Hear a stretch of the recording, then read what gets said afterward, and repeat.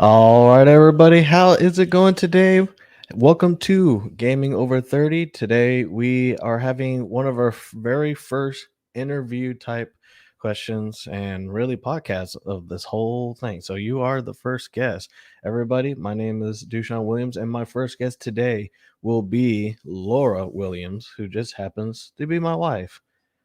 Laura's subbing in for now, and she's gonna be taking over for Chris while I kind of ask her some questions. But first, Laura, introduce yourself. You already did. I'm his wife. I did the first part, but I wanted to kind of go over just a few things that I felt like are pretty much going to be unique to you and pretty much your experience about gaming. Because while here on the podcast, we talk about kind of how gaming was, or how it's kind of been, and how gaming is now, and pretty much all our own personal experiences. I think it helps a lot more to see it from another perspective of seeing people kind of grow through gaming, how they change, how their habits are. And you've been part of my life for the last now going on 11 years this next month, and kind of seeing my fanatics kind of go up and down and all around, especially when it comes to like my purchases and stuff. So the question starting this podcast is, how is it like living with somebody who still plays video games? I guess growing up with video games, not as much as you, of course, but I dabble here and there.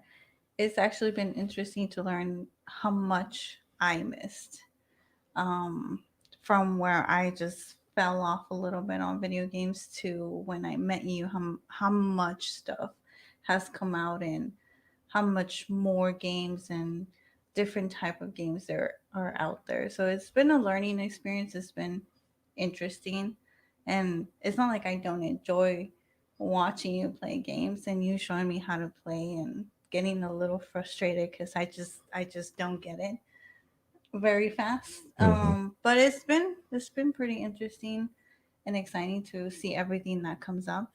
I'm not so excited about the pricing of it. I feel like it's skyrocket from like, oh, it's not so bad to how much did you spend on that? How much was that special edition to um like why are we buying another Xbox or another PlayStation kind of thing? But My I bad. I still remember that one time. Oh, what was that? Whoa. Is it the PlayStation thing that happened? Yes, it Okay, has. I'll let you explain it from your. Well, I can kind of explain it. Like, no, you know what? It'd be fun for you to hear your side of it. I think I've already told the story enough from my side. Yes. So I came home from work. He was working from home that week, and then I came home and he was like, I have something to tell you.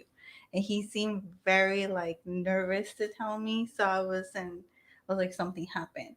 We're gonna have to fly home. He's gonna give me bad news. Something. He's like, I didn't mean for it to happen. It just sort of happened. And then he like takes me to the guest bedroom and there's a box.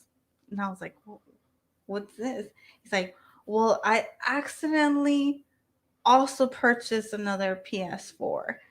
It's like I wasn't sure I was gonna get the first special edition one, and I did, and then this one just kind of just happened to also come, so now we have to. And he thought I was gonna get mad because, of course, they were expensive. They were special edition PS4s. What was it? The blue one and the Spider Man.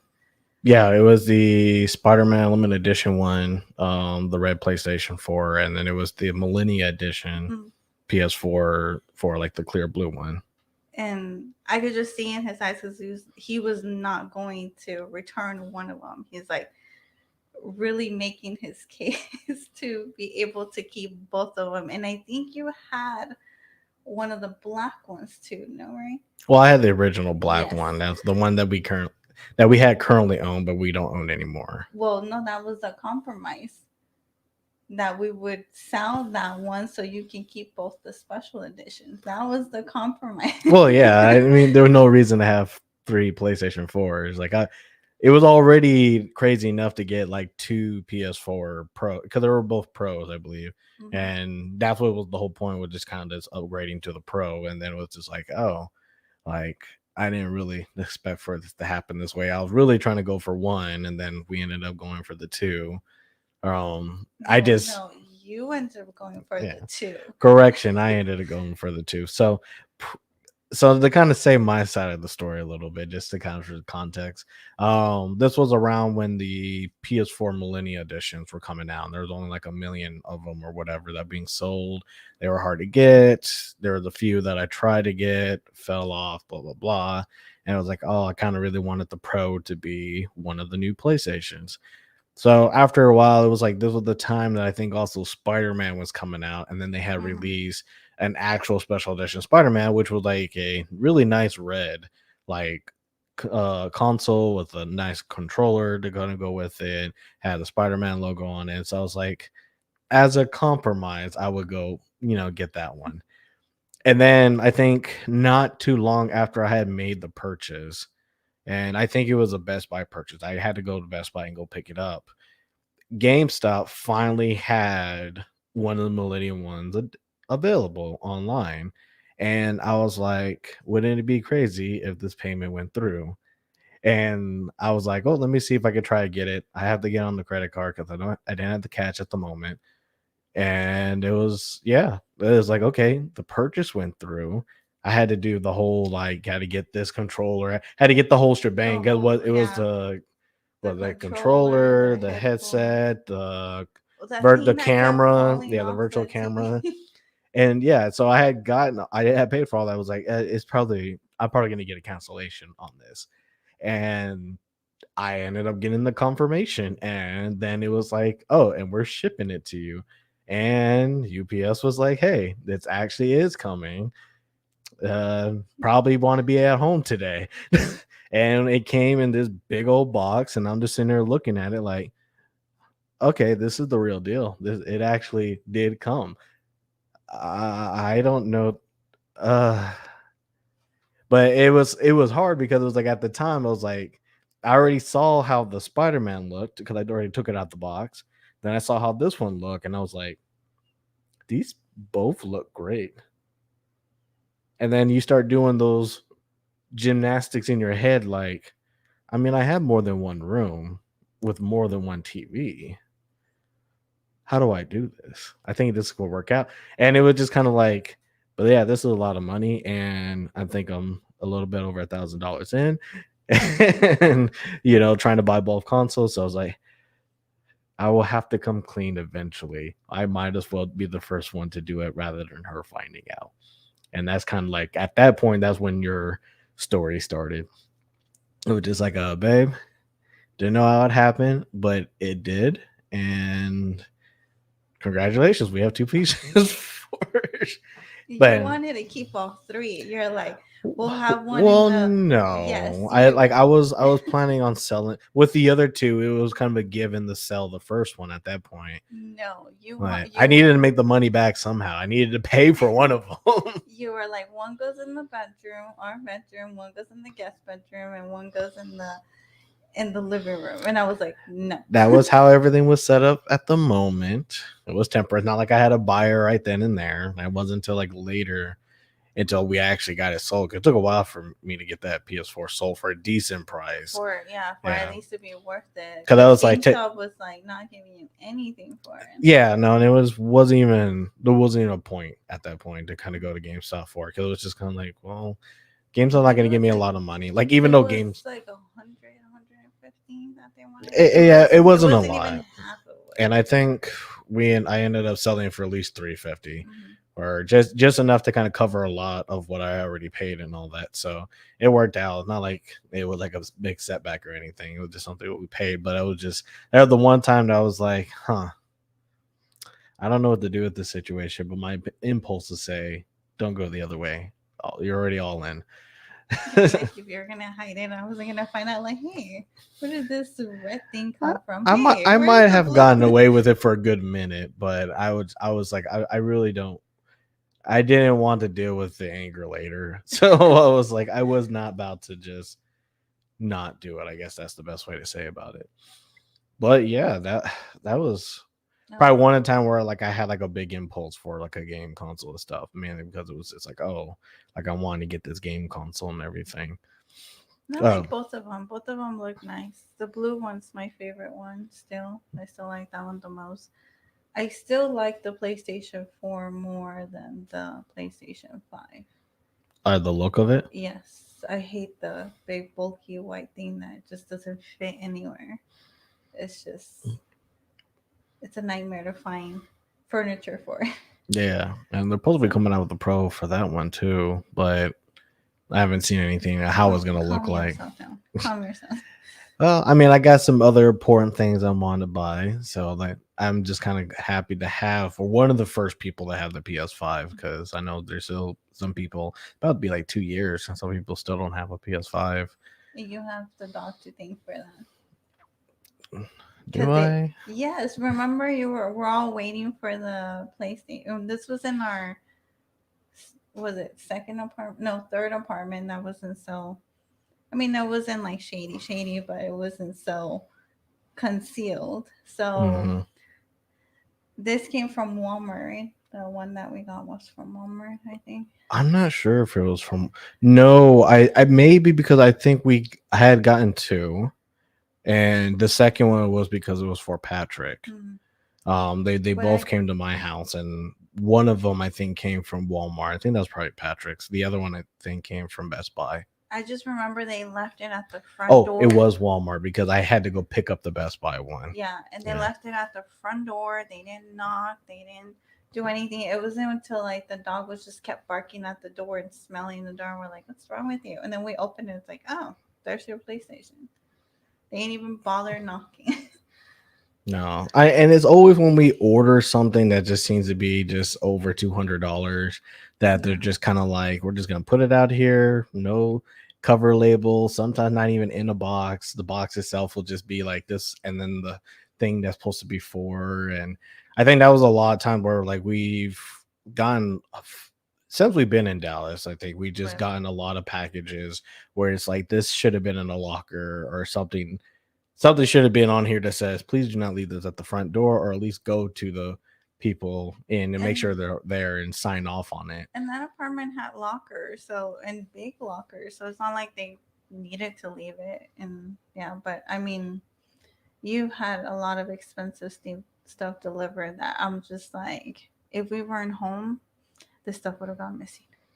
Yeah, no, I remember the when the speakers got delivered, we I was like on top of that like a hawk, where it was just like these two big towers. They will take these upstairs, and we will find out where they come in because the last thing I need for them is like, oh, the door's not open. I guess I can't deliver these, these towers upstairs. And it was weird because we had an elevator, so it's not like it would have been Yeah. like a trial by error or anything, but it was kind of amazing in the way that like some people just don't do the right thing or like No. they don't have the common sense about it like, oh, I know Porsche parts and all that exists, but that's neither my concern nor my problem. It's just ringing the doorbell. That's all it takes is just ring the doorbell. And they don't bother doing that. It's just, especially with all your expensive stuff, I'm just so like on top of the door to make sure that we. I know we didn't do we got the gaming chair from Nebraska, right? We didn't get that ordered. What was the thing that we had to order that you had to chase down UPS for and almost convince them that they actually had it on the truck? Oh, that was your headphones. I think it was one of your Sony headphones that they kept saying that they delivered them, but then they didn't deliver them. And you were out of town. And I think it was when we lived in that apartment when we had to go up and down 5 floors Hmm. to take out the dog. So I was already outside with the dog, and the UPS truck was right there. And I was like, I am not moving from here. And the guy came, he's like, I have nothing for you. I'm like, no, no, it says right here that you have it. And I did not let him go. I had, what is it? I called UPS with the tracking, and then the UPS lady says, it says that it's in your truck. Can you just check? And then finally, when they told him to check, that's when he was like, oh, here they are. But it was your chair that they didn't want to take upstairs. Yeah, It was it had to be something else because I know. it was your gaming chair that I had the dog outside because they deliver a chair at the same time. Yeah. And I had the dog with me, and they literally wanted to leave the chair downstairs in the first floor for me to take upstairs to the fifth floor in the apartment, and then across from because we didn't live close to the elevator. No, but the elevator wasn't that far either. It's just that the main elevator is at the office down the hallway a lot further than where we were. It wasn't hard to get to it. It was just They didn't want to go upstairs, and I was like, "Well, how do you expect me to take the chair upstairs? I have a dog with me. You just gave me another package. I can't push this with the dog." and I don't even think that was really I don't think that was the biggest issue. The biggest issue was the fact that they had it and he was trying to convince you that no, we No. didn't have it. It wasn't this. Oh wait, but that was the It was an headphones. illusion. That was your headphones. That it's like, What yeah, we was it? don't. Because I remember the headphones. It was the Bose headphones, and I actually had to just Oh, go down there, and because they remember they skipped us 3 4 times, and they just wouldn't go, and it was it like, okay, was where the was it? headphones, I think, or was it the chair? It was one of It, those I would there two. were big stuff because you had to find a way to take it upstairs, and it either was the chair with something else, or it was a bunch of things that were ordered. But I know it wasn't the headphones because the Sony headphones we actually got from Best Buy on Black Friday because we just picked those up. I know there was one pair of headphones that we had a hard time, and then But yeah, it the was Bose one. because they did that with the Bose. They just would not. They would just keep coming after 8 o'clock and keep saying that they couldn't reach us. They want to go to the locker to drop it off. And yeah, I had to actually just drive down there and tell them, "Don't put it on the truck. I'll just come get it this day because if you don't come, you're gonna send it back, and then you're gonna kind of blame us on it." I don't know what to Yeah, do with the situation. I It was just kind of maddening. but I don't remember if it was. I don't think it was a chair, but it was a big thing that I was already downstairs chasing them for it, Yeah, and they were really going to not help me bring it upstairs, and I was like, no, I'm not having this. Like, you're taking it all the yeah. way to the front door. Yeah, so and you've seen how hard it has been trying to get like collector's edition sent to the house. You know how much hard it was like, to get the gaming stuff to be sent to the house and Mhm. stuff. And so, like picking up stuff from like somewhere else has been a big difference. And now that we got the house, it's a little bit easier, but the habits of them don't really change as much. They haven't really changed because I feel like we still deal with the issue of them not knocking, them not ringing the doorbell. Thankfully, we have the camera now, but even then, we're like, if we're working and we miss it, then thankfully the dog is on top of the door and it's like, hey, there's something in front of the door. Yeah, that's the good thing. It would help if they knock so the dog can really let us know because once anybody knocks or rings the doorbell, then definitely the dog goes ballistic. But yeah, it's just been kind of interesting that we've kind of had to deal with that when it comes to like buying stuff. Like even though it's a lot easier, there's just so many opportunities for it to kind of go wrong in that Yeah. aspect. Well, it's harder. I mean, at least in my experience, buying stuff for you has gotten harder over the years. Um, Oh, that's a question right there. Because you said that it's gotten harder to buy stuff from me over the years. What do you mean exactly with that? Like what's it why is it so hard to buy me stuff? but you know why. But But they don't. yeah, I- but it is gotten harder, not just because everything that you want is more expensive now, but it's gotten harder because I can't surprise you because I feel that I can't just go ask for something. And generally, the people either at Best Buy, GameStop, anywhere, Micro Center, anything that has to do with gaming, computing, computers, and all that, I just don't feel like they help me make the best purchase. So sometimes I feel like if I mess up and they don't tell me the whole story or what I can take advantage, then I might not be able to return it later on. Because I know some stuff can't be returned, or there's speculations of how to return it, or there's a fee, or I might just order the wrong thing. mhm. Um, your collector's edition. There's so many. So I've learned over the years that it's either PlayStation or GameStop. I'm not PlayStation or Xbox, sorry. One of those two. Mm-hmm. That's what you go for. But they, if they're not available, they don't try to tell me like, oh, well, you can, we don't have it anymore here, but you can still order it through the vendor, right? Through whoever makes the game. Mm-hmm. No, they'll try to sell me, oh, but you can order the computer version. I'm like, but he doesn't like the computer version. Where can I get the other one? It just stops there. Like they don't try to help me make that purchase.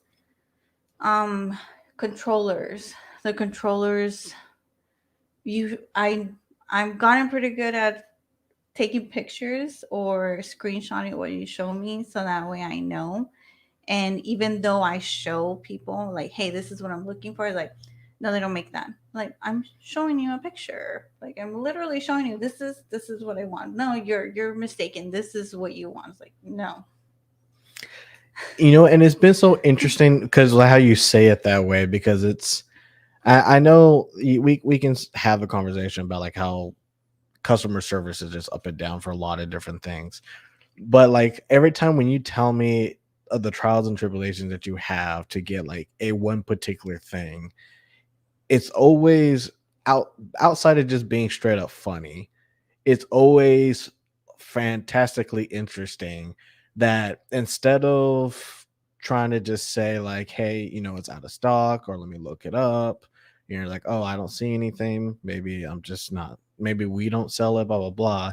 It's always like they spend more time trying to gaslight you to believe something else, Mm, or just to be like, oh, we want to stop you from making this purchase, or we want to say, well, you want this instead, this is what you really want, yeah. even though you even show proof of what it is that you want. Like I think the last time I had you go, just stop by and just do the pre-order for one of the collector's editions, and it was just the fact that he was just trying to convince you of like, no, this isn't, you don't want this, buy the Oh, just the digital version, you just want all the digital stuff, and you were all like, no, because that's not what we want. If it's not there, there's no point of us pre-ordering it.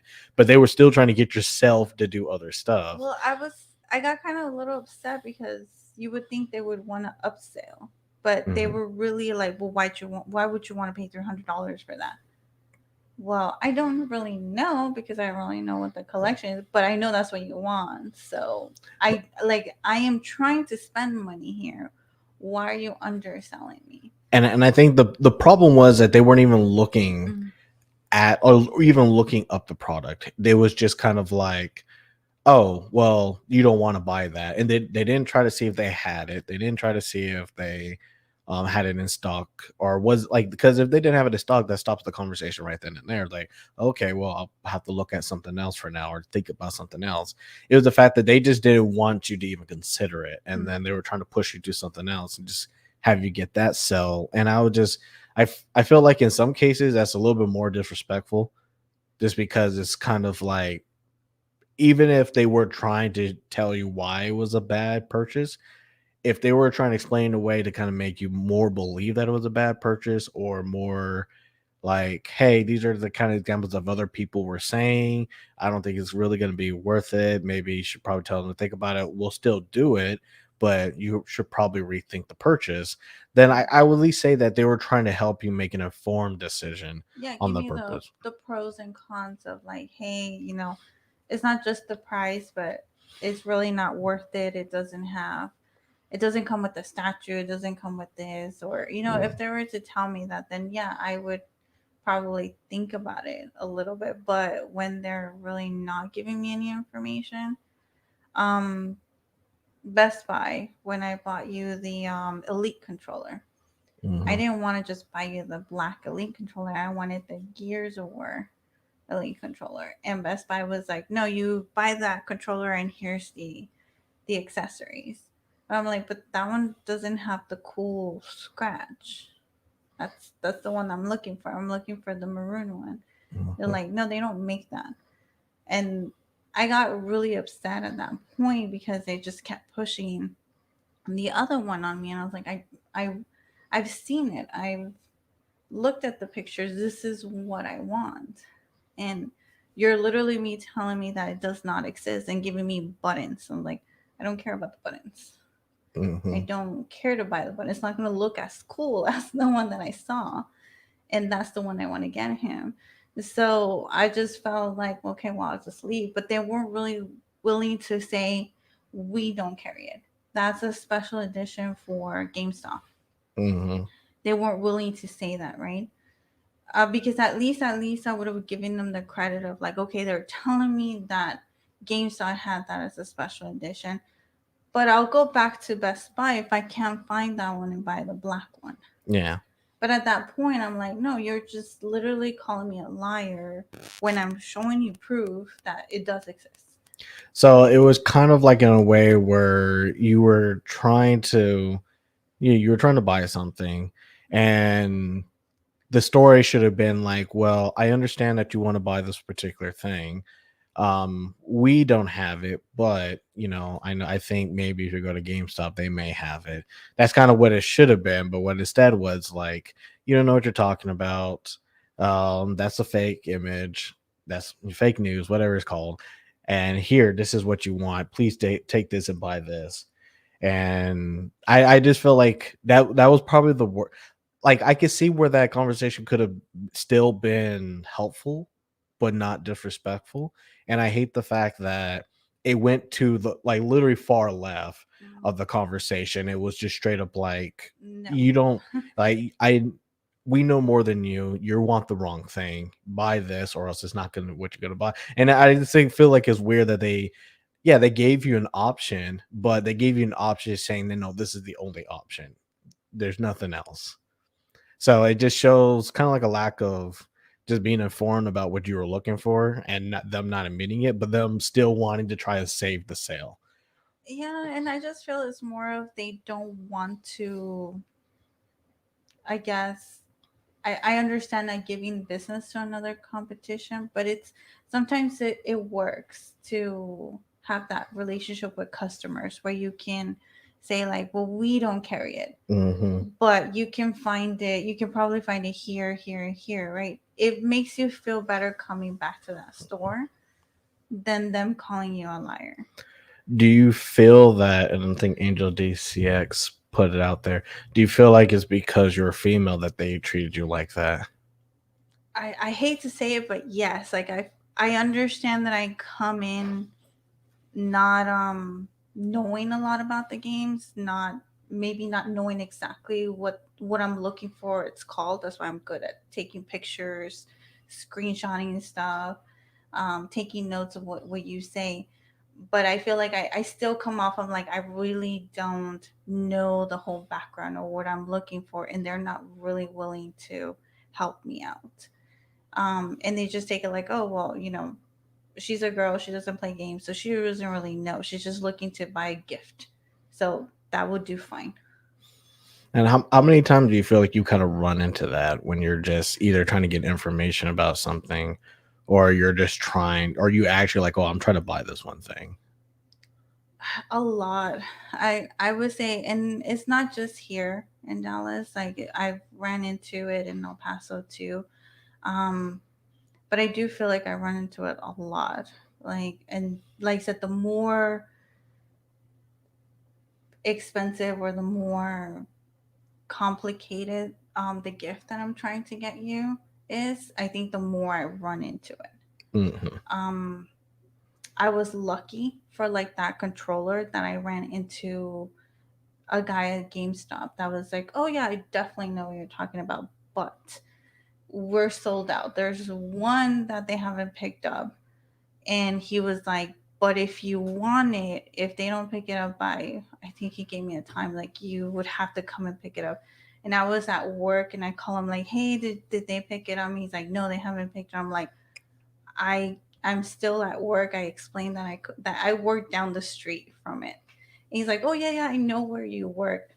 Yes, I'll hold it for you till you get off work." So like I ran to go get him. Hmm. But he was nice enough to tell me, "Yes, this is what we carry. We don't have it, but we'll do you the solid of holding it if they don't pick it up."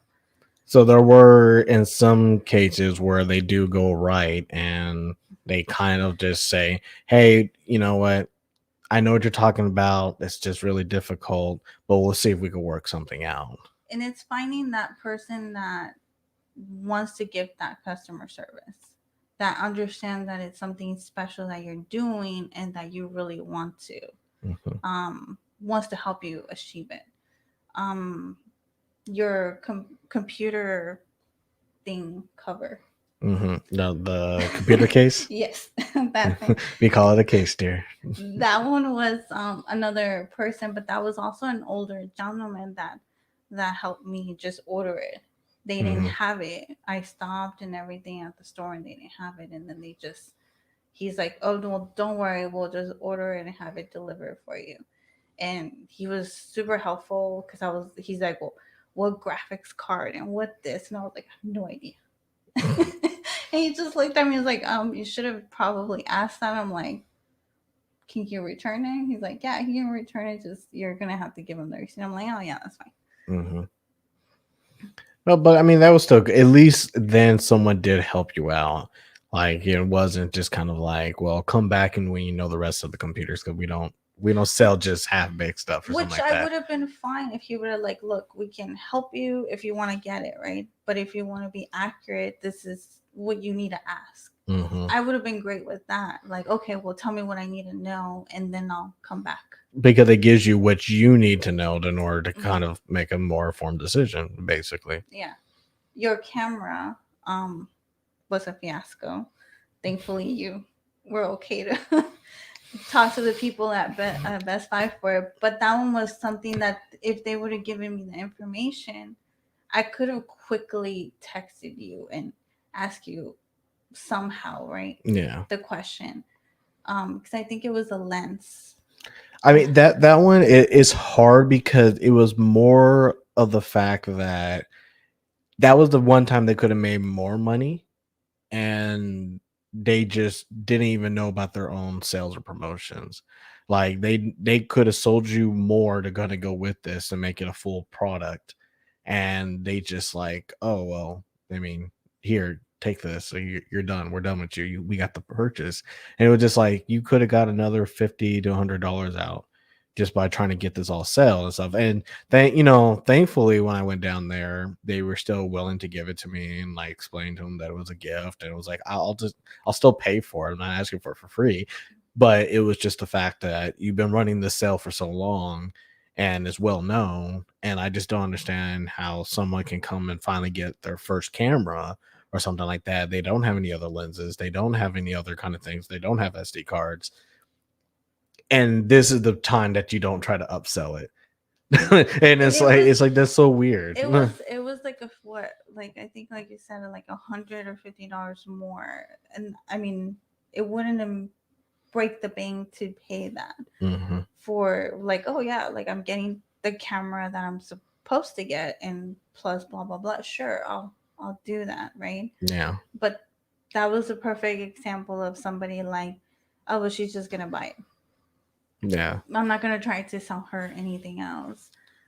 And I think we talk about that a lot because the difference between me going to go buy something, you going to go buy something, just like the exact same thing. It's hard for me not to admit that we're not treated differently. Because if I go and I say, well, I want Pokemon Scarlet, they just asked me, what console do you want? And I was like, well, the only console is four, we can, and then we just kind of go down the conversation, blah, blah, blah. Or if I say, well, I want a Gotham Knights. Okay, which one do you want? Blah, blah. They don't try to get me to not go buy any of those games. They don't try to think like, oh, instead of Pokemon, what about Temtem? Or, like they don't try to kind of say like what you want is not what you want to get right now. Get something else, or let me get this for you. And I mean, most people are used to knowing, just being like, oh, do you want to pre-order? Do you want to pre-order? Which can be annoying sometimes, but you understand that's part of their job. They need to ask that. And so if I'm going in there to pre-order anyway, then we're already starting off on a good foot. But something that's would just take me like less than 2 minutes to get resolved and done, pretty much going to the store, say hi to the guy, shake hands, and then go right back out the same way. it surprises me that when you try to do the same thing, it's almost a 20-minute endeavor. I just feel like those stores are made for people who are treated. Now, I shouldn't say they're made like that, but they're treated less for people who know what they're going to go get, and they don't. Not all, not everybody, because I don't want to generalize. Not everybody that works in those departments or those stores are willing to educate people and say like, why would you get an Apple computer versus a Microsoft computer? Why would you get the Surface versus, an iPad? Hmm. They're really not willing to do the pros and cons or the differences for people who don't know. They Yeah. want people to go in there and say, this is exactly what I want. This is exactly what I'm looking for. I already did the research. And you're that person. I am not. And I can admit I am not. I'm going to the store to get that service. If I go to that store, I expect them to know the difference between everything that's in there. So if I tell them like, "Hey, I am buying a new vacuum. What's the difference between this Dyson and that Dyson?" And if they can only tell me like it's the size, then I'm gonna be pretty upset. Yeah. And I think even with that kind of example, if they just say like, well, it's because it's the oversized one, then you kind of understand. But like even for me, I will just go to Nebraska or a GameStop or something and be like, I just want to know about something. I just want to ask a question and just trying to get that information. And there are times where I have to fish it out of some people because some people are really excited, to talk about stuff and really, or like maybe they've been running the show so long that they're like, yeah, this is pretty much my store, and I'll, help you get this and that. And they'll have a conversation with you. And then there's some people it's like, I don't know, I just work here, and it's like, well, that's the point. Like you work here. And it's weird because like a lot of companies when they change like their job descriptions and stuff, they always change to something that's more helpful than what like the job supposed to title. Like they're, oh, we're a consultant, we're an associate, we're, you know, uh, market Yeah. enthusiast, something like that. That's all like, and our job is to help people, not just sell products. And then you go up to them, it's like, okay, well, what's the difference between the PlayStation 4 and the PlayStation 4 Pro? And it's like, well, I don't know. They kind of came up to the same price. Really isn't an acceptable Yeah. answer. It's more of like if you don't know the answer, I mean, you have the computer to look it up, and we can kind of go through it together. Like, I'm not asking And for an immediate answer. I'm just asking for you to try. and it's okay to say, I don't know, but let me go find out. That's totally acceptable. When I feel that somebody is telling me I really don't know, Hmm. if this does this or not, but let me go find out for you from somebody else, that shows me that they're trying to Hmm. get me the answer that I want. Yeah. But sometimes I just feel a little discouraged, right? Hmm. When they don't even do that part of trying. But it's hard. It's hard on the. So I know we kind of talked about, just how hard it is to kind of sometimes just buy stuff for somebody who's in the games, or buy pretty much anything that may even be special. And I admit, like, it's harder for me to tell you that I like or want stuff if I know the bar of entry is probably going to be outside your comfort zone of like, oh well, no, she's gonna have to do an online order, she's gonna have to talk to these people, or she has to do something like that. But But it's sad because mhm, I think we've gotten to the. At least I've gotten comfortable enough to. I'll buy you something if I want to do a gift that I want to get you, mhm. and then my next gift is like, okay, so here you go, go buy yourself what you wanted, because it's it's harder, and I hate spending the money and not being exactly what you want. And I think we've come to the agreement of like, if it's not what you want, go return it right away before we can't. So, but just speaking about more of like kind of I other gaming stuff. I Yeah. think you comment something. Oh, you could throw it up there.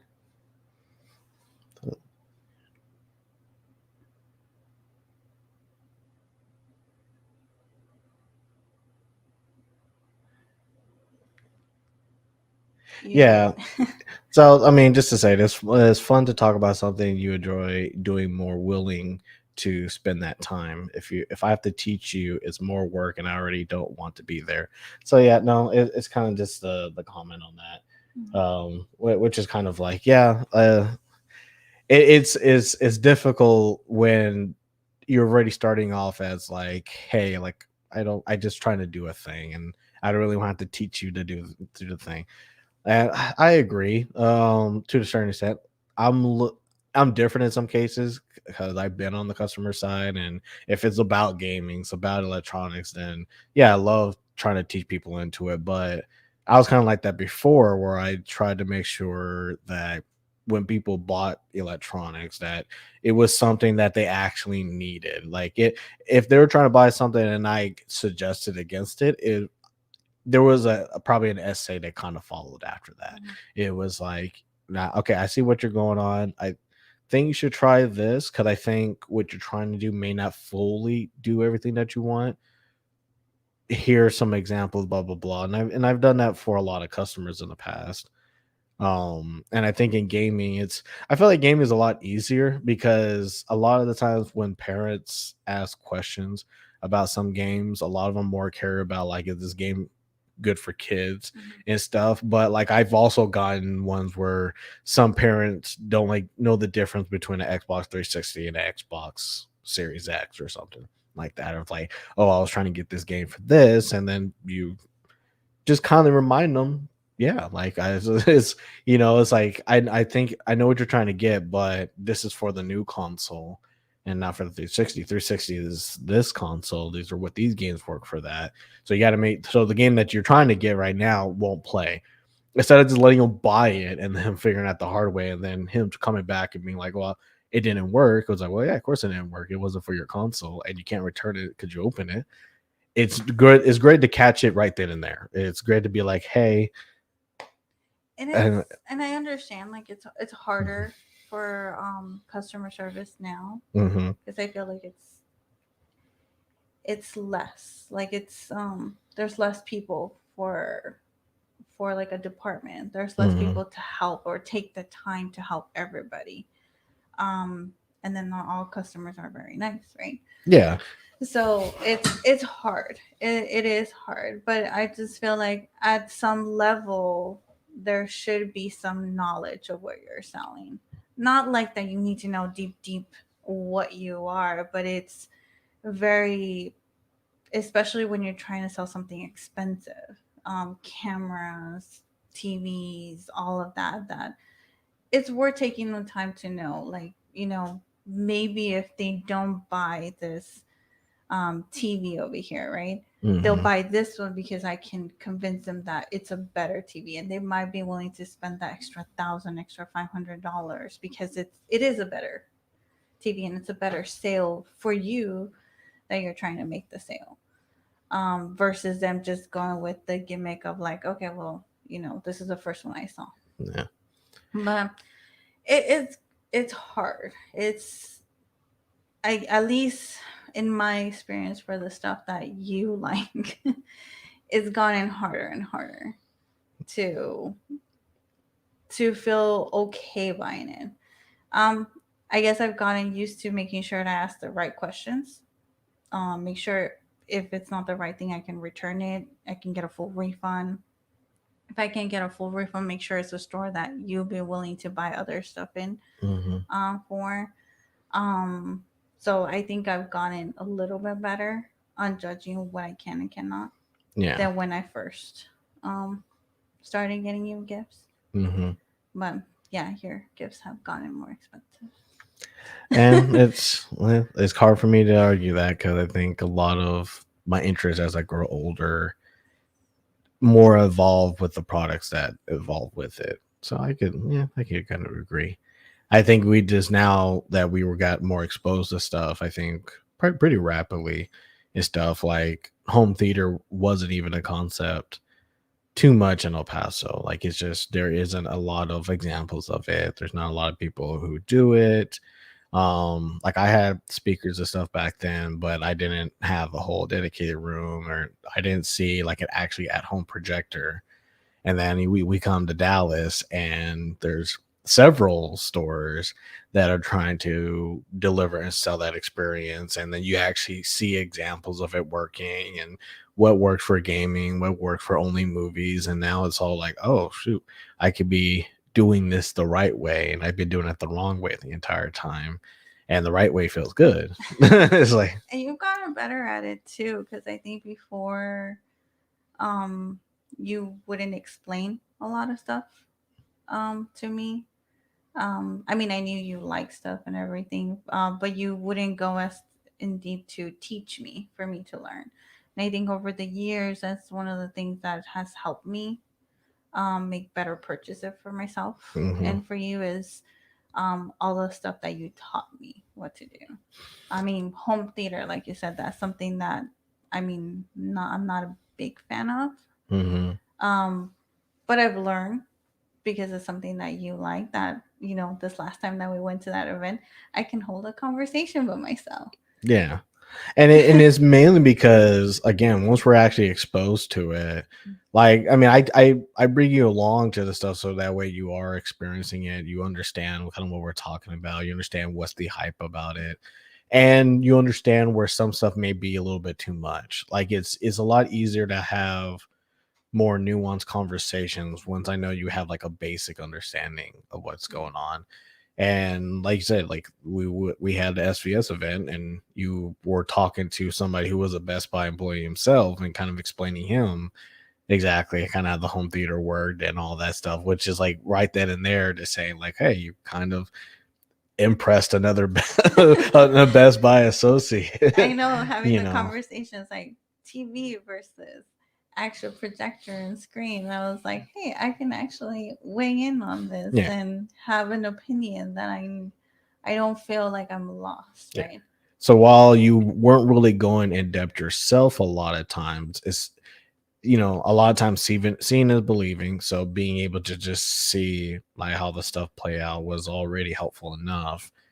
But this the fact that like, oh, we've seen a lot of the same kind of examples, or what are all people doing to kind of the same thing, and how we hear like how they sell it to us too. Like sometimes they sell us different setups, different ways to kind of say like, oh well, you could do this and you can have this and now that, and that knowledge ends up just transferring to other things when someone else asks you like, well, hey, why would someone ever do that? And you're like, oh, I remember this one time that Patricia said, oh, let's, like, people don't do this because it's, even though it doesn't look as sharp, it's a lot better experience to watch something on a 120-inch screen that's, looks good, or looks close to a movie theater. Or what Sam says, yeah, well, you could do 100-inch LED TV, but it's going to heat up your room, and it costs us $16,000. It's like, Yeah. at that point you might as well buy the projector. So it's just like when you see that, and it's nice that when I see you actually pick up knowledge and you are able to explain it to other people, like you definitely are vastly different to when, like, if someone else were to bring up something, like, you would either have no clue or wouldn't engage with it.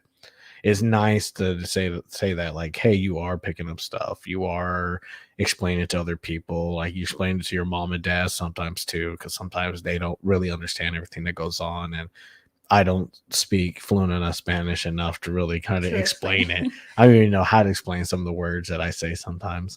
And it's just nice to kind of see kind of like that organic growth happen for a lot of that stuff.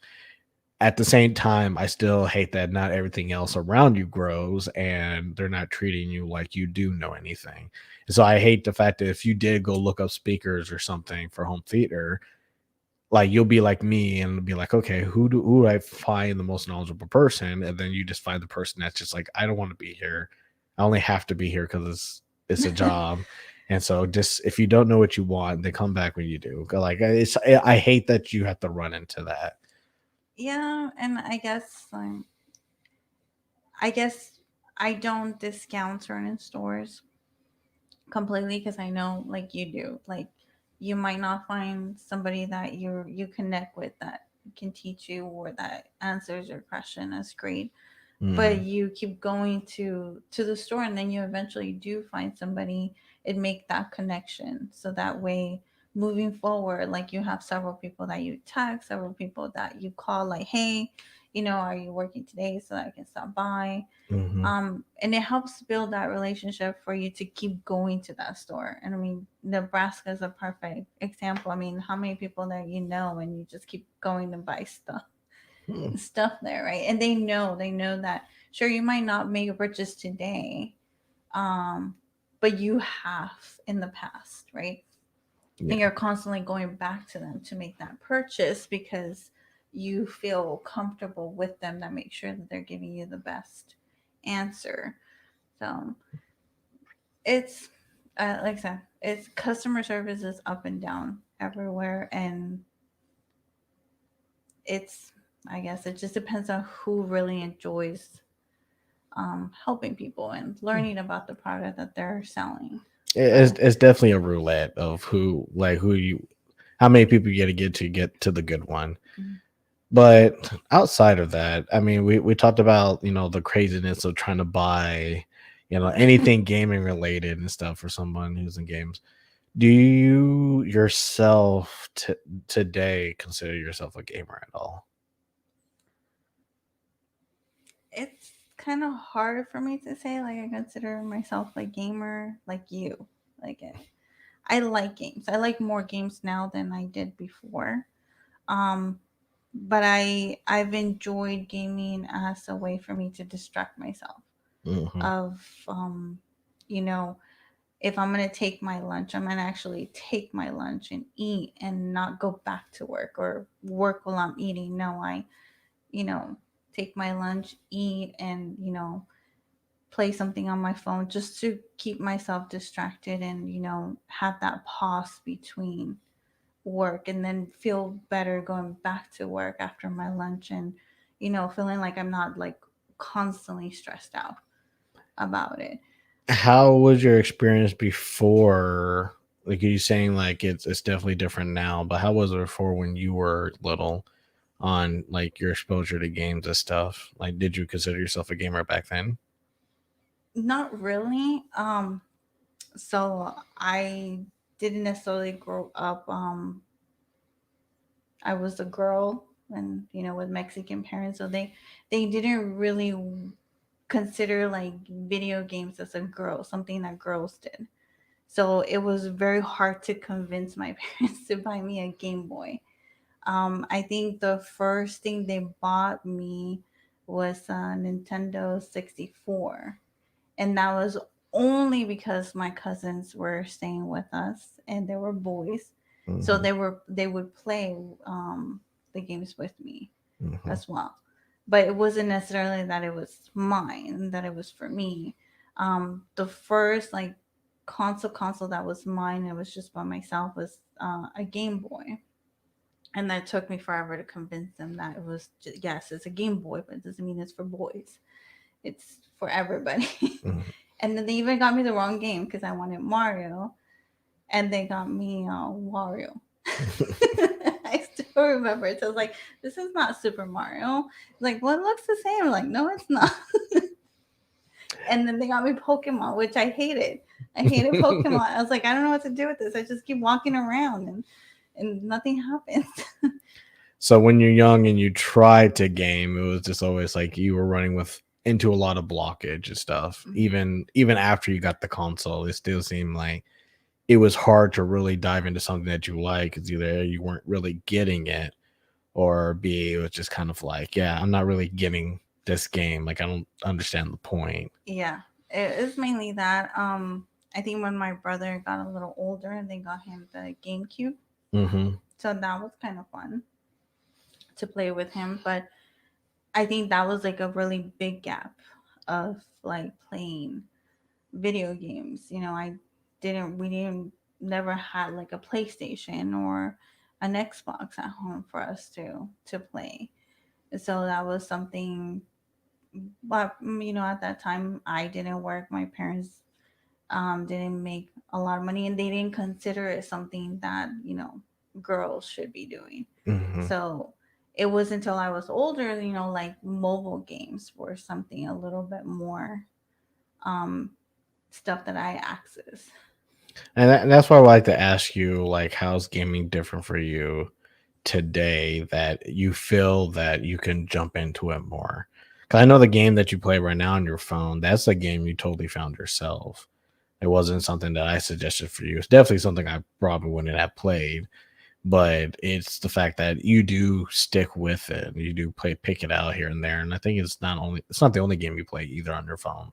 No, I think I have the two games. So one with the fashion stuff, and then With a project makeover or something like that. and then the dragon. But they're like they're just easy games that I just enjoy, playing around with, and it distracts me from actually like doing other stuff. Or like when I just need a break, I just need to sit down and not think about stuff, not stressed out about something. That's something I can quickly pick up. Not that I'm like really um into them. That I'm like, oh, I'm gonna be here playing this for hours. No, it's just I waste all my lives, and then they're like, you want to buy more? I'm like, nope. I'll wait till they all reload again. So you don't get guilted into the free to play kind of model of, well, like, well, you got, if you want to keep playing, you got to keep paying kind of Yeah. thing. It's just like, no, I could put it down. I can wait. That's the game I'll play. I'll play the waiting game. Yes, that's pretty much me. It's like I waste my 5 lives, and then I like, okay, good. I put it away, and then I come back like 2 3 hours later, like, oh, there's 5 more lives. And What has been the most complicated game you have played, but you still enjoyed it? oh, that couple game that you had me play, what was it called? The It Takes Two. Yes, that was very stressful. Why was it stressful? Because we've talked about it, but from your perspective, like, what did you think about the game? It was fun. Like, I'm not gonna lie, I had fun playing it, but I guess I didn't realize how bad I was at the controllers. Um,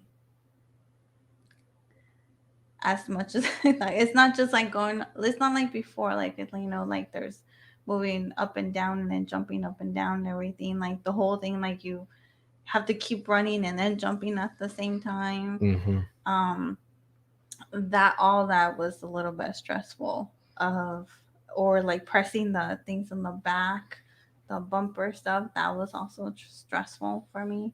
For context, it's because you were used to 2D games a lot. Mm. You weren't used to 3D movement of being able to use one stick to move and the right stick to look around or go the right Oh direction. yes, looking around is just stressful because I guess at first I was like stopping and then moving to look around and then Mhm. moving forward and then stopping again to look around. So I think I got better as I went, but I I mean, like I had like a stopping point. I was like, okay, we gotta stop because I was just like, I can't. I'm pretty sure if it was a game that you could have played by yourself, you would have beaten it in like a day or two. What it took us, what, like a month? Yeah, because me and no, I don't want to say it took us that long, but I know me and Chris had talked about it, where it's like if it was me and him, then yeah, probably like no breaks in a day, we probably could have definitely did it.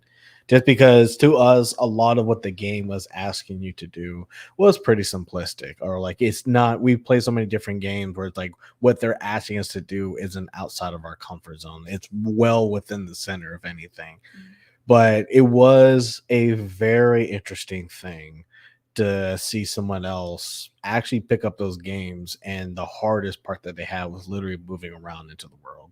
Because I mean, the game like that's pretty linear for us. Like it's literally telling you to go straight, and It was not it, going straight it's like you were either. having a hard time. Like you would literally run into a wall, stop the character, then turn, and then run again.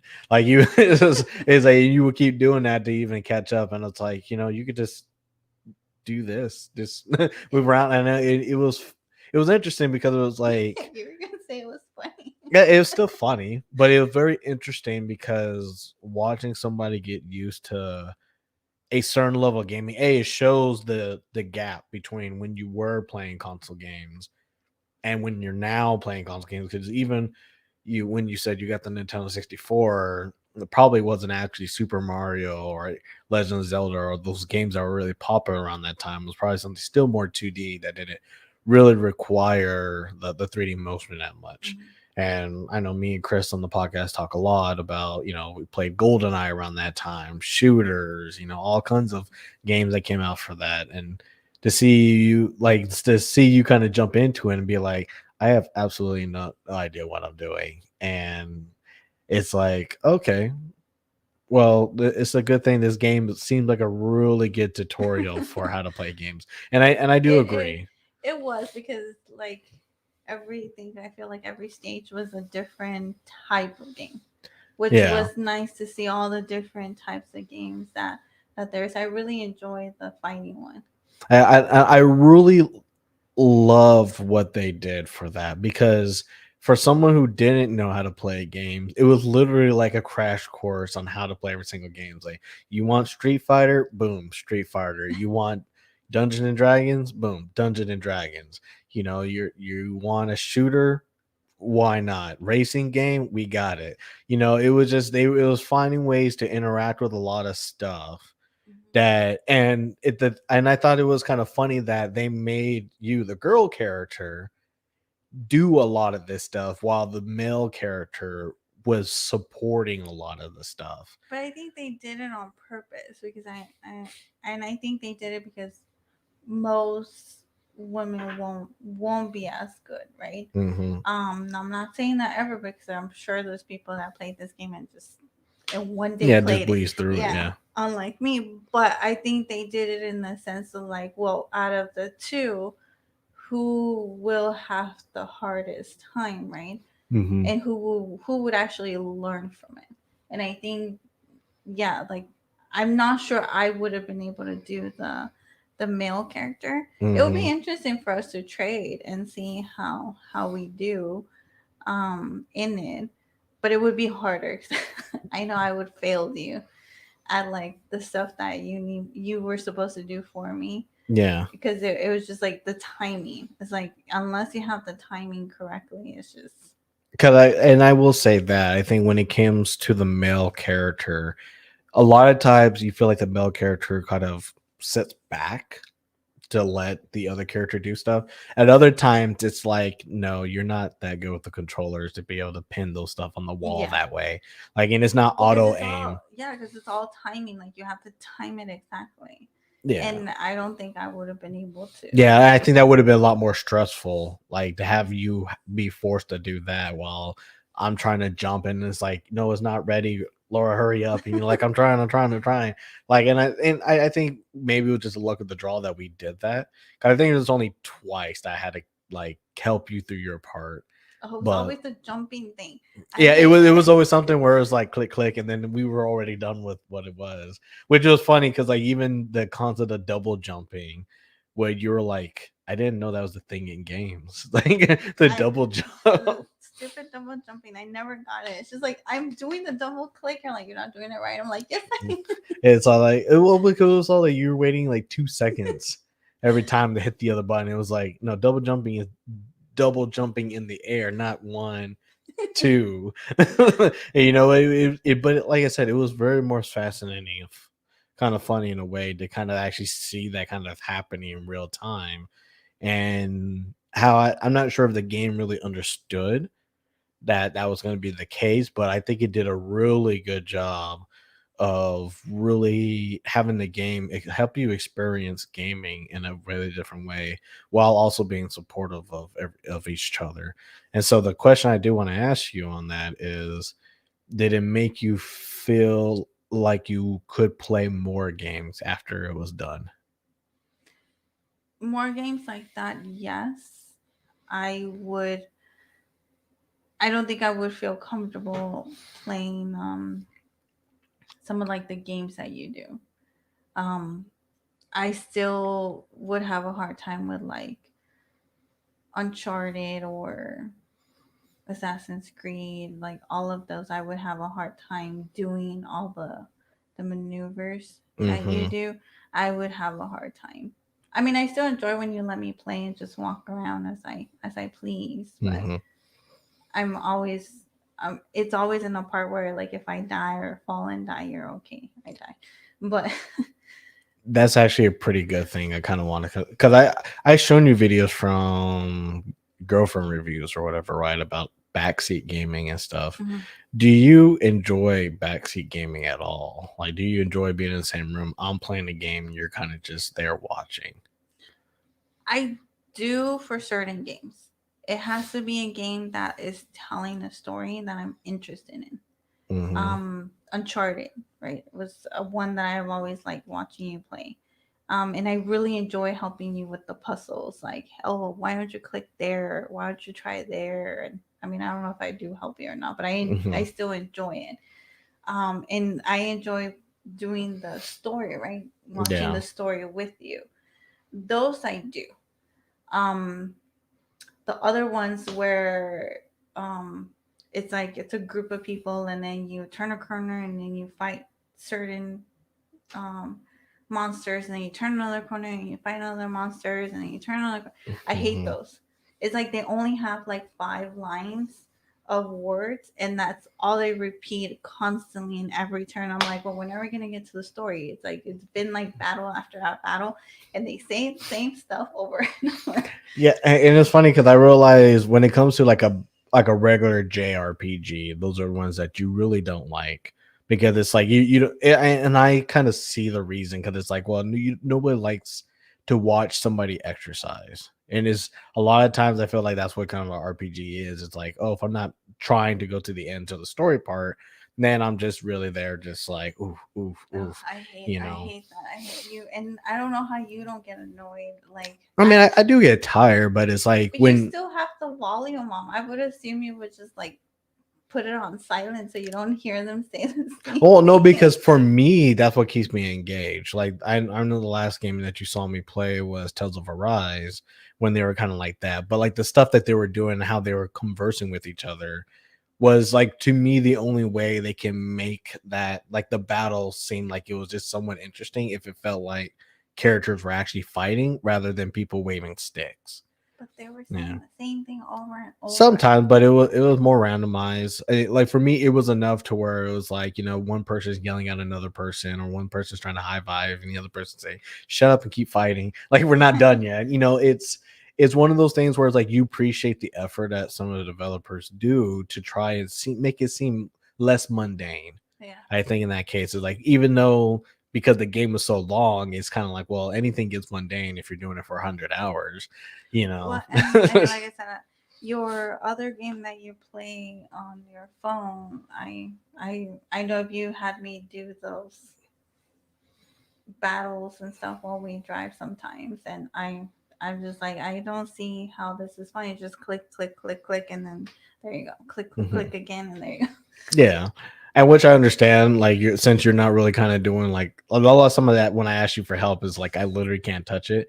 And I just like I just need you to hit two buttons and then the game will play itself. It's just I was like I don't see the point of this, but yeah, so okay. you don't actually play when I'm saying like, hey, I gotta beat this person, but I'm gonna let you do it to see if you like it. It's no because I know turn based is not really interesting for you. And I think one of the things that I've kind of learned over the years in our relationship is trying to find things that you actually enjoy within the mediums that I like. And I guess it's how I want to say is weird, but I know it's probably like strange to say, oh, like I'm trying to find stuff that you like because I like the stuff and I want to know if you like the stuff. But I think we've actually experienced a lot of the stuff and we've kind of went through a breath. I mean, we went through this with anime as well. Like before you did watch it, but you didn't really know it was anime. And now me and you are always watching anime every week, with Japanese subtitles and stuff or English subtitles. And to see you like do the same thing for gaming, I feel like gaming is a little bit harder because it is an interactive thing. It's not a watching experience. And you not playing already kind of brings the boredom up and the excitement down a little bit. But when it's like for other games where it's just kind of like, you know, I'm trying to pump grind and stuff like that, or if the pace is way too fast where it's like I just don't understand what's going on, then I know like those games that you get turned off by them basically, and Well, it's hard to find like where's the middle ground. well, like I know you like the fighting games, right? The fighting Mm-hmm. games you enjoy, which those are fun to watch at first. Mm-hmm. Um, but and after you've watched how many kills there is, Yeah. what's the one that they said like um the one that's very bloody and all that with the Joker and Batman and I mean, and Scorpion. well, like Mortal Kombat Injustice and all that. Well, Mortal Kombat, I think it's Mortal Kombat. The ones that where they're very like they like tear people's face off and stuff. Yeah. Those are fun to watch when I'm first watching how each one does their kill, right? Mm-hmm. Fatality. They said like Yeah. fatality. Those are fun, but then after I watched all of them, I'm like, okay, now I'm bored. The excitement's gone, or the shot factor already has Yeah, already because left. I like to see how they all like do their special moves, right?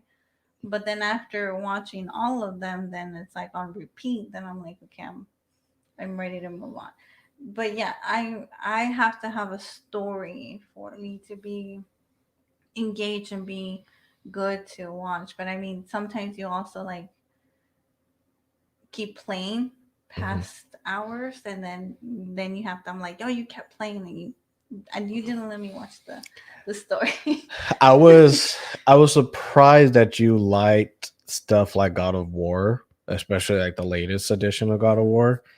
And at the same time, I was also surprised that you weren't too into stuff like Horizon Zero Dawn, where it's like both of them are really story heavy, but Horizon Zero Dawn has that kind of like, oh, I have to go help somebody or something real quick, versus like well, it's like a God of War is like we're always doing the mission unless I'm really chasing something. Then technically we're always doing the mission. Is the guy and the boy and stuff like that. Versus like with Horizon Zero Dawn, you're like a girl shooting robotic animals and stuff like that. I think that one had too many side stuff that it just got very annoying.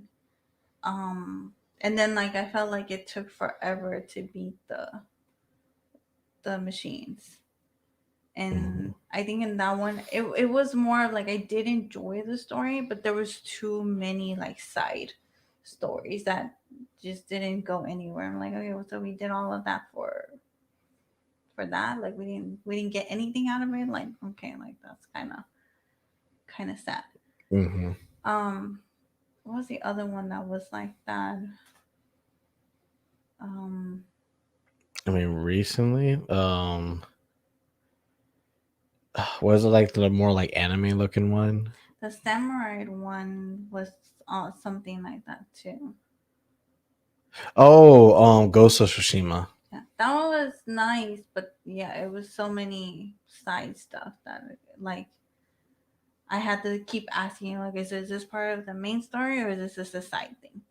Because it just get confusing. No, it was kind of blending in after a while. Hmm.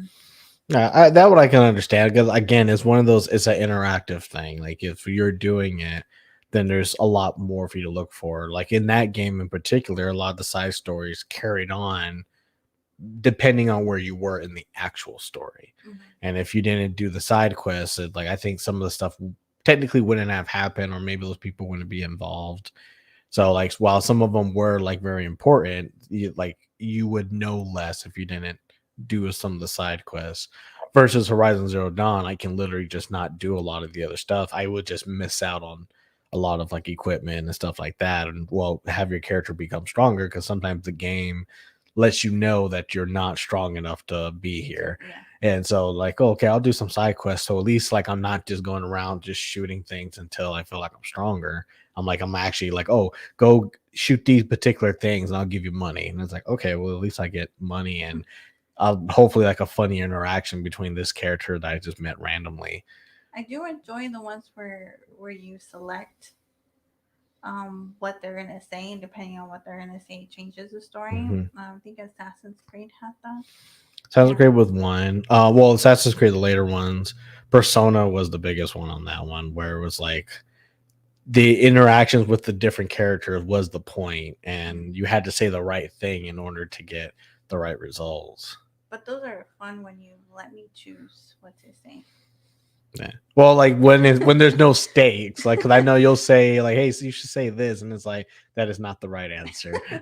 That's like I was like, no, that is not the right answer. I can't say that. Well, but what other things where it's just like you're trying to have your character have some personality, Mm. you can either go like, "Oh yeah, I think I agree with that," or no, you could shove it up somewhere else. Like when you get those options, Yeah, then yeah, it's funny because you could do that. I think Horizon definitely did that a lot. When you were yeah. talking to some people, you could be the redheaded ginger mad girl, or you could just be like, look, I'm The just political one. yeah, like we could be politically correct about this and go on with their lives, kind of I thing. and that one I just found that people died that didn't need to die, and I'm like, they told you to leave. Why didn't you leave? Like you shouldn't have died, but you were stubborn. I think that Hmm. that was the one thing I didn't like about that one as much. But I don't. It's not that I don't mind not playing. Hmm. I enjoy the watching. But it has to be something that catches my eye and something that you're willing to wait for me to be awake, and because you like to play very late, and I, I'm like I'll fall asleep and then you're like there's a story time. Yeah. Well, because it just sometimes where it's like, well, we can't. It's hard for us to play during the day. Like right now, I think we would normally just be eating and stuff like that, or like making food or finishing the food that we made. But I still wouldn't have touched the console by now. And you got like a 11, 10 o'clock time frame on your body where it's like, nope, stuff is starting to shut No, down. if And if it's interesting, I'll be up. But if it's not an interesting, interesting show. Like I seen you literally like, hey, this is the last episode, and you still be gone. And you'd be all like, it was literally the last episode. You just had to be awake for another 30 minutes. And it's like it was 3 minutes too long. Um, but one thing I wanted to ask, what is your favorite game of mine that I've played or owned? Uncharted. I still like Uncharted the best. So, Even though I decapitated the statue, it's still my favorite. oh yeah, when you so what was that? You broke the Nathan Drake's head on I think the Uncharted 3 one. It's like he literally just took a fall. I forgot what you did. Is he just took a fall straight down and you're just like, don't worry, he will be fixed. Super And Lou. and then yep, it's like he looked brand new and the head didn't fall off anymore. It was just it was just like kind of like what it was. It's all like we got it taken care of. We got all that. Well, it was because you put the something that you had for your statues, and then you put it like in a corner, but there was a hole, like when they were in the middle. So I just put it there, and it just went all the way down. I forgot. Yeah, I just don't I remember just what it remember I was. decapitated. Yeah, he was dead ditto for a while, and it was pretty sad. But it was. But it's my favorite. My favorite that I watched you play. Mm-hmm. It's the most exciting. I'm okay with the movie. I was okay with the movie. Like not 100%, but it wasn't a fail. Yeah. Well, yeah, I think the movie was decent for what it was. I have my own gripes about it. You know, like some of the actors and stuff. I feel like played their roles well. It was just when you're already used to kind of like more than 4 years of that franchise, and so you have expectations of who everybody's supposed to be, and they're like, we are not going to meet any of those expectations. It Yeah. is, and you know what? And that you've also been the person who has seen a lot of the gaming movies and shows with me. Yes. You even saw the new Cyberpunk with me as well. So, what is your opinion on that? Of like you actually knowing a lot of like the base, somewhat of all these franchises, and then you see how they're represented on the big screen. I'm pretty surprised. So live action, there's been very few that have been okay for me to watch, that they haven't butchered the story or butcher the video game. Um, the ones that are more animated, like Cyberpunk, I feel like they do better because they stay true to how the game is. Mm-hmm. But they just tell a different story. So those are interesting to watch. It's like I'm watching you play the game, but without the playing part. You're just watching the story part of it. Mm-hmm. So I think those are my favorite when they're more animated, like the Cyberpunk. What was the other one that we watched? Arcane. Arcane, yeah. Yeah, that one was really good. Even though I didn't know much of the gaming part or the story, I still enjoyed the show very much. Mm-hmm.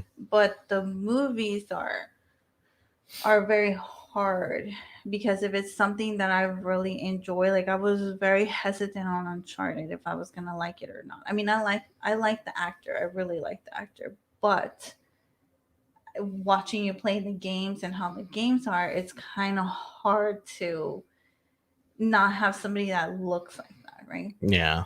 And I get it, like they might want to just have a younger actor so that they can use it for a franchise and have later movies than an older actor. But Mm-hmm. still, I was very like, ugh, like, Yeah, you were still very hesitant around this stuff. well, because they're like the Assassin's Creed movie was like nothing like the video game, so I was so disappointed in that one. What did you think of? Do you remember the Mortal Kombat movie? Yes, uh, that one was kind of gimmicky. That's the only thing is like in this day and age, so they couldn't make it look more realistic and more like cool, like with the cool effects, right? Mm-hmm. Um, and I wasn't really a big fan of the story, or how they told a story. So I did like the people that they chose, but I still was not very fond of how like gimmicky like some of the action parts or some of like the attacks look. Gotcha. Like I felt like they could have done more. Like they, what would you say that they were like too much fan servicey? Like they were trying to make sure that they mimic a how the game Mm, works, or was it like, oh, it was fan service in the way of like they were, it was more distracting when they were trying to do something than it was like actually. they were trying to make me a lot of like how the game works literally than making it more of like real life realistic, right? I Mhm. mean all these attacks are more like they're ice fire magical, right? Yeah. Like I wish they would have used something more creative to show that than make it look too fake. Did you feel like the new Mortal Kombat was better or worse than the older one? I think I've only watched the older one like once or twice, but I would say probably the this one's a little bit better than the older one because the older one was even more. I feel like more gimmicky. I think I could probably understand that a little bit. I know for me, I'm a little bit opposite. Like, cause like what like you say about the water and stuff, it's like okay, it was probably more gimmicky realistic in the first one where they're like, oh well, if he freezes the water, comes spikes and impales them, man. But like in the new one where it was more like, oh, we want to make sure that particular special moves and stuff happen in a natural way. I think with the new one, I was just more of the more I saw the fight scene, the more I noticed that the calligraphy of the fight scene didn't make a lot of sense. Or like sometimes people would be like mismatched when they're trying to fight, or like maybe like they kind of reset the fight mid fight so that it looked like he's The, about to do the big attack or something, and that it it was just looked like he wasn't in position for that at he all. look it looked fake. Yeah, Yeah. it looked faked a lot. Well, it's kind of like when we were watching the Star Wars one. Hmm. Was it Boba Fett? The Book of Boba Fett. Yeah, that were like, why does everything look slow? Like, this looks really slow. Like, that's supposed to be fast. Why does it look like it's going like 10 miles per hour? Yeah. I think we said that for Miss Marvel, where it was like all they look like they do is just sped her up 2 times, and it looks so weird because it's not stuff don't look in place. Mm-hmm. Like the character doesn't look like it fits in the scene that she's supposed to be in. And I think we see that a lot when it comes to like the animated ones. Which one it was your favorite, or which one you think they did it the best? That it was so good you wanted to know more about the source material. The last one, Arcane. Arcane. I think that's the one that I like the most. I really like how the animation was, and I really like how they played the story on that one. So I would want to watch more or learn more about the source of it. Cyberpunk I like. I mean, I really enjoy the anime of it. I guess I'm too stuck on watching you play that game when it was all weird and I get getting stuck. Oh yeah, well, it's like a lot of the All the issues and stuff like bugs and that. everything. So yeah, I guess on that one I'm just like I'm not sure if I want to watch you play the game again on that one Mm. so much. But maybe it'll be better. Maybe it'll be a better experience this time around than when you were playing the game. But I got really annoyed that you're like, I'm stuck. And I'm like, yes, I know. I'm going to bed. See. Hmm. What have been some of the more interesting games that you've, I won't say enjoy watching, but like, um, let me rephrase the question. What are parts that happen in video games do you like to see versus like some parts that happen in video games that you're like, oh, I really don't like that they do that. Well, like I said, I like the puzzle stuff. Uncharted had many of them where you're trying to find the treasure and you have to find the puzzle or figure this to open that. That's the part that I enjoy the most because Hmm. I feel like I watch you um maneuver right to position Yeah. stuff to make sure it opens or doesn't open. Those are the parts that I like the most. Um, I guess the ones I don't like a lot is like the Last of Us, um, where you're fighting like the monsters, Hmm. and it's just like one of those like battles that just like drags. Like this should have been over. Not that you're not killing them like fast enough, right? But Yeah. it's just like one of those battles that's gonna drag for like 40-45 minutes, and okay, this is kind of like long, Yeah. and it just gets like it's nice to watch it because it's exciting, but then like when it's like 30-40 minutes of it, it's just like okay, I'm over it. Those are the parts that I kind of don't enjoy. So like basically when I get to an area and it's like, hey, we have about 20 enemies you have to fight, but you can't just go up and knock them upside the head. You have to do it a certain way. Mm-hmm. So it brings out the battle a little bit. Does you Well, feel that that's kind of like what the dragging part, or was it just the fact that's like, oh, it just this took longer than what it should, and there was nothing exciting about it? it's more of that. Like it's not the fighting. I enjoy the fighting and all that. It's just it took longer than it should have. Where like you're constantly fighting a monster and it's just it won't die even though you're constantly hitting them constantly. And I know that's part of like the main bosses and all of that. Hmm. um but at one point it's like, okay, how long are we gonna keep doing the same maneuver, and it's just not going anywhere. Yeah. Yeah. Okay. Yeah. I think I kind of get And that. I hate it when it's like, okay, you just killed. It just took you 30 minutes or something, right? It is a long battle, and then you turn around and there's another one. Mm. And that I get annoyed at those. It's like, What did you think of games like the Tomb Raider remakes, stuff like that? Did you like those as much as Uncharted, or did some of those feel like The Last of Us in that regard? I didn't really like the last Tomb Raider that you played. Hmm. I still would have said I liked Last of Us more because at least the story on it was more interesting and more engaging than Tomb Raider for some reason.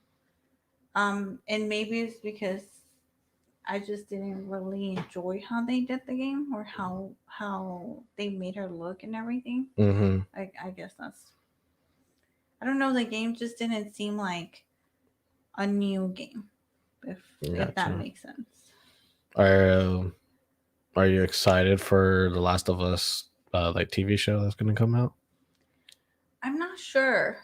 Um, I'm kind of like, I guess all those shows and everything, I'm always hesitant because I feel like if they don't do a good job, I'm gonna hate it. Mm-hmm. So I'm just kind of like, I'll wait to see the reviews and then decide if I watch. I guess that's all with I'm well, we are like that with a lot of the remakes or a lot of like game movies. It's hard for us to jump and say like, yes, I really want to watch it because Mm-hmm. I guess I hate being disappointed. Like it's not the same as the original source, and you're Gotcha. not doing it justice. I think one of the questions I want to kind of move towards you asking now is, what are things about gaming today that you're just annoyed about?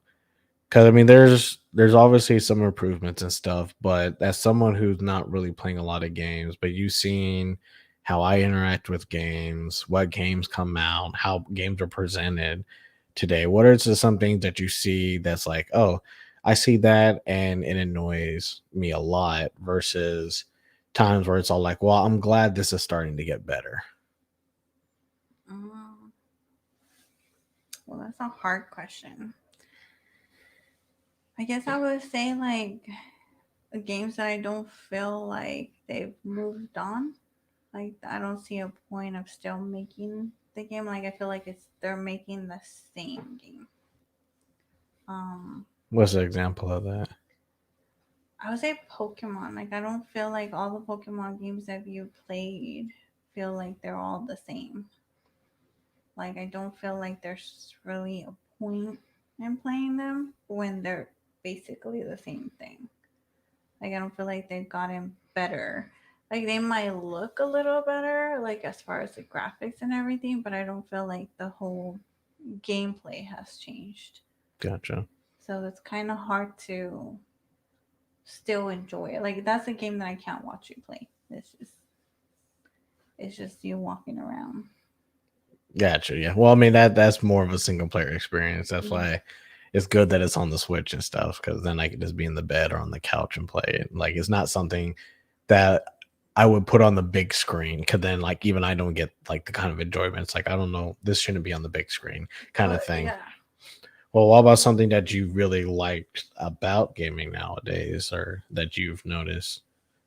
I like the cut scenes. I really enjoy the cut movie scenes. Because they do put a lot of effort in how they look. I mean, they almost look like an anime movie in those cutscenes. So Hmm. I really enjoyed those parts.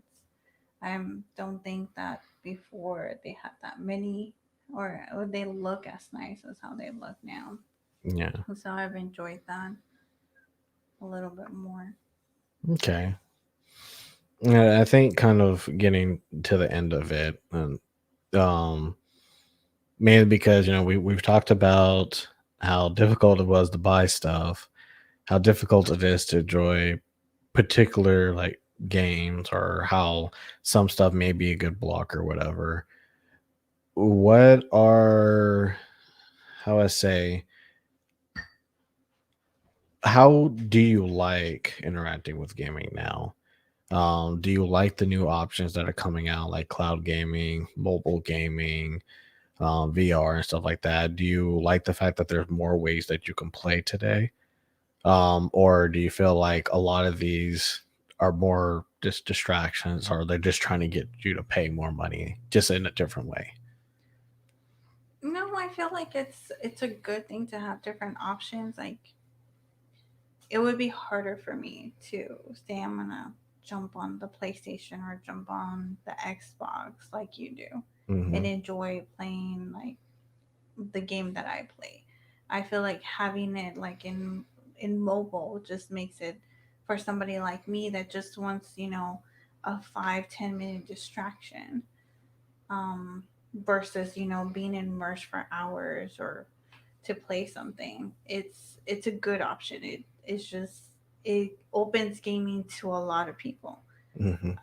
I mean, I feel like a lot of older people now are, even if it's just like, the Connect Four, Jules, and all that, they enjoy playing those games. I mean, I don't think in when we were younger we would ever see like our aunts or grandmas play play Mm-hmm. those type of games. But now, they have something to occupy their time or look and enjoy something like that. So it Mm-hmm. opens gaming to other generations that they weren't used to, because it's something simple that they can do versus a game like how you like to play, right? Mm-hmm. They probably won't be good at immersing into something like that. And that kind of add on top of that, because this is I know you're not here yet, but if let's say you had your own PC and stuff, even though you have a hard time getting into like PlayStation, Xbox, even though we have a few of them that we could jump onto, do you think you'd be more willing to play more computer games if you had the computer that was available for you to jump on? I don't think so. I just feel like, I guess because I'm in the computer all day for Hmm. work, I just feel like I just want to get away from it. Um, I think I would be more willing to try having like my console, that if I mess something up, it's not gonna matter, right? If I accidentally delete this game, Yeah. it won't matter, right? As opposed to some of like your stuff, like if I accidentally delete one of your save games, I know it's a big deal because you have to start over. Yeah. Well, this is why we're talking about you getting your own stuff, and you perfectly there you go. You got same games, it's just this is yours. Yeah, I don't know. I guess PC would be hard just because I would, when I get off work, I just want to step away. And that when I'm at work, I'm just, constantly work. So me stepping away, it's, a big deal for me to just walk away and not come back to the computer. So I feel like Hmm. walking away from that computer and then sitting in another computer is the same thing. Yeah. So I think I would enjoy probably more trying a console. Um, I know you bought me that round thing, the fit, Oh yeah. the fit one. I think I would want to try that one more. I know I didn't really give it a fair try at the apartment because you can't live on Can't stomp on. you can't live on the second floor and then jump around and expect your neighbors to like you. I know it's nice that we could do that a lot more. Yeah. Kind of makes me want to get another Switch console, so that way we have a fit, like a fit big kind of console. Then we have one that actually plays Mm, the other games. but I like that's something I want to get back into trying a little bit more versus um before I was really hesitant because I was like, oh, like it's asking me to jump and we're just gonna get a complaint Yeah.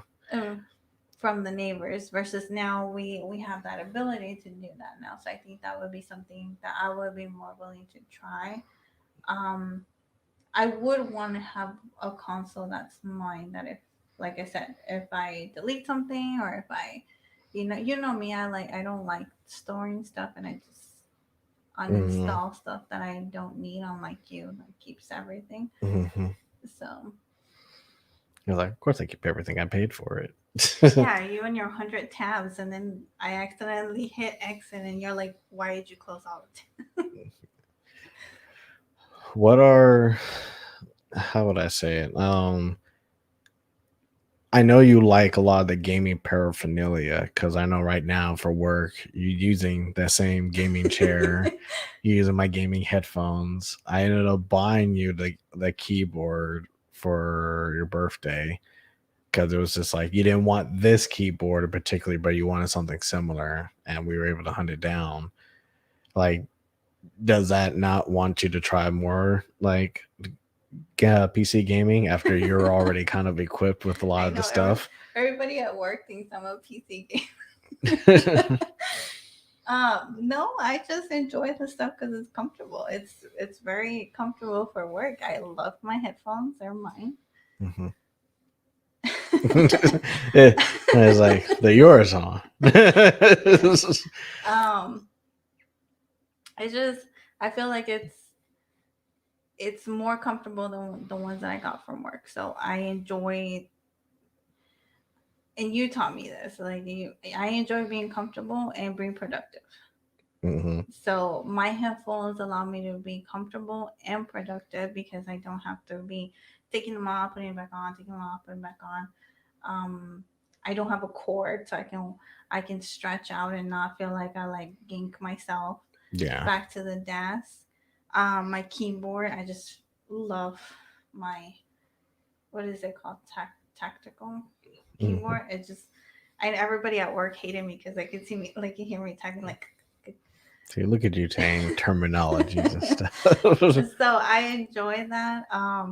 You don't like my mouse, but I love my mouse.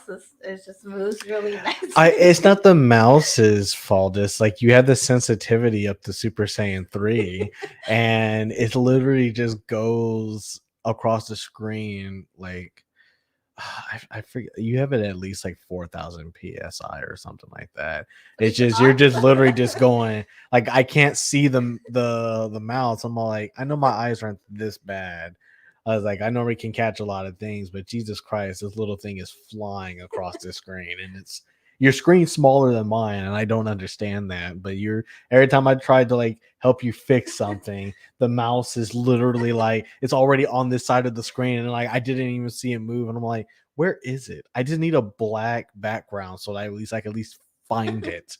Man, it was it's so infuriating when I try to do something on your computer because it's like I'm trying to help you do something. Could you ask me for help?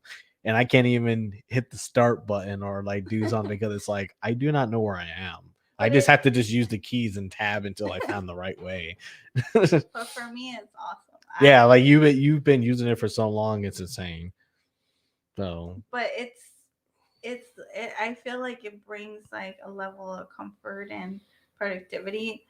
As much as I hate to admit it, I love my monitor mhm. that you forced me to buy. It's definitely very productive, and I love it. I I didn't don't. force you to buy it, push you to buy it. Yeah. It's all like you needed another monitor, and it's like, what's better than 34 inches of just flat monitor for a decent price? You got it for like under sub $200, 4K. So I was like, yeah, this is kind of as best as it gets for like just not spending a lot of money. No, I love it. I enjoy it. I mean, I know everybody at work hates it, including the IT hate thing when they have to log into my computer and it just looks tiny for them. Yeah. But I enjoy the comfort of it. So it's Hmm. not so much of like the gaming aspect. It's just that for what I do, it works for me. It's comfortable, it's productive, and I just enjoy it. Gotcha. And it all matches. So, Yeah. I know. Our with the good thing about RPG is you can get anything to match that way that you want it to match. so, but yeah, everybody at work thinks that I'm.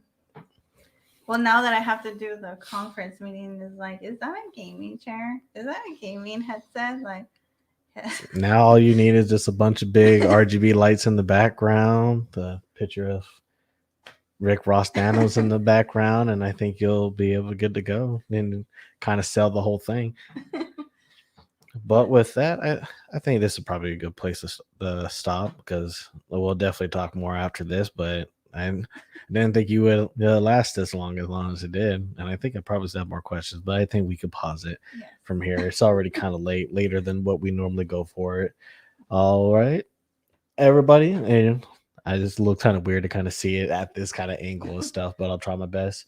All right, everybody, that was it for Gaming Over 30 today. I want to thank my wife for actually joining on and being technically, yeah, our first interview guest and kind of really getting and understanding the experience of someone on the other side of the relationship and talking about gaming and a lot of different aspects that probably me and Chris wouldn't have naturally brought up And it's great in order to kind of have the conversation and kind of really dive into other people's experiences in general and what gaming means for other people. And if you did like this conversation and you want to see more of it, please hit the comments down below, like this video, share with other people, kind of get other people to know what we're kind of doing here and how we're trying to expand gaming over 30 to different audiences and try to get these more experiences so that way we all understand kind of how everybody is and how everybody experiences this media that we call entertainment. If you missed today's episode, if you're watching this after the fact, we go live every Friday at 7 p.m. We're a little bit late today, but I had to rearrange this entire thing so two people could be in the same lens. So hopefully y'all appreciate it. Hopefully y'all still like the enjoyment of everything. But next time we'll be back to regular stuff with me and Chris. If you have anything else you want to say, again, comment down below and share this with your friends. But until then, my name is DuShaun Williams. This is Laura Williams, and we will see you next time.